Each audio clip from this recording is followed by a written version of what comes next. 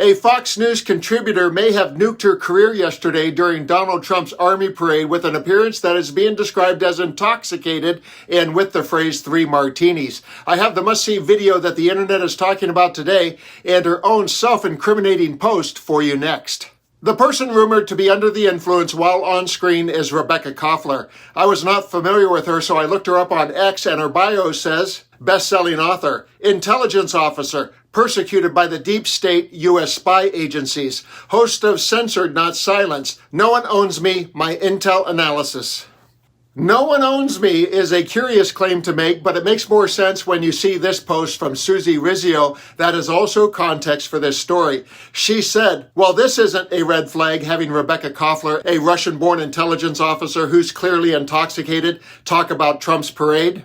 But wait, there's more about her parade celebration moment caught on video. Aaron Rupar posted, Fox News brings on Rebekah Koffler to talk about the military parade, but she seems to be heavily intoxicated, so they cut away with quickness. And Brian Allen joined in the dog pile with laughing my A off. Fox News brought Rebekah Koffler on to defend the military parade, but she looked 3 martinis deep and speaking in Morse code. They cut away faster than the GOP from accountability. In just a minute, I will show you exactly how fast Fox News did cut away, but first some video of Rebekah. Think of it as the before, and then I'll show you the cringeworthy after. This was the most recent video I could find on her. Have a listen as she reveals her expertise on the Russia-Ukraine war. Which effectively, in my intelligence analysis, has officially dragged in the United States into a kinetic conflict with Russia. Why do I assess that? It's because Ukrainians don't have their own indigenous capability to plan and execute such an attack. And from the tactical standpoint, it was a brilliant attack. It was so brilliantly executed with 0 casualties, especially civilian casualties. It was an attack on military targets. But at the strategic level, it was a major miscalculation. So that's Rebekah Koffler. When I first saw the video you're about to see, after understanding that English is not her first language, I really wanted to give her the benefit of the doubt. Maybe she was intoxicated with parade excitement, I thought, and people misunderstood her unique accent and cadence. And then I saw this post that likely marked the moment her parade route veered off course. Well, POTUS is apparently encroaching on my airtime. My hit is moved to 8:20, 8:30 p.m. depending on how long Trump takes. I'm honored. Refilling my champagne glass while waiting for my hit. Hashtag Trump, hashtag champagne. She did not say how many times she filled that champagne glass, but it may be evident by the performance you're about to see. The performance that Fox did quickly cut away from. With us now is former Defense Intel Agency officer Rebekah Koffler.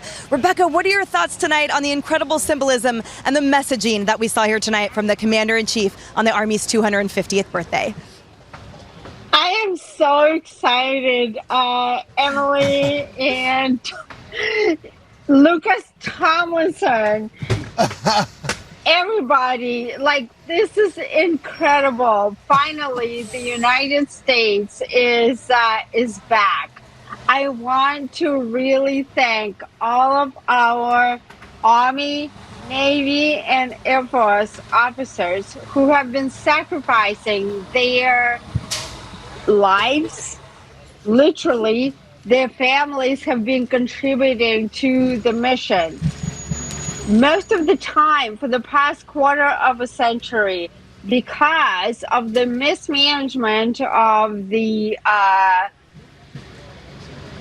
administrative states, they've been fighting these foreign wars. But with our new in-chief, Donald J. Trump, they are prioritizing America first. And I want to thank these officers for all of these sacrifices and all of the hardships that their families have been doing. Lawrence Jones, you are doing, you're rocking, man. You guys are incredible. Lucas, thank you. I want to thank. Thank you so much, Rebekah. Thank you, and thank you for your service too. Well, our final thoughts on this historic and patriotic celebration when we return. Can't wait.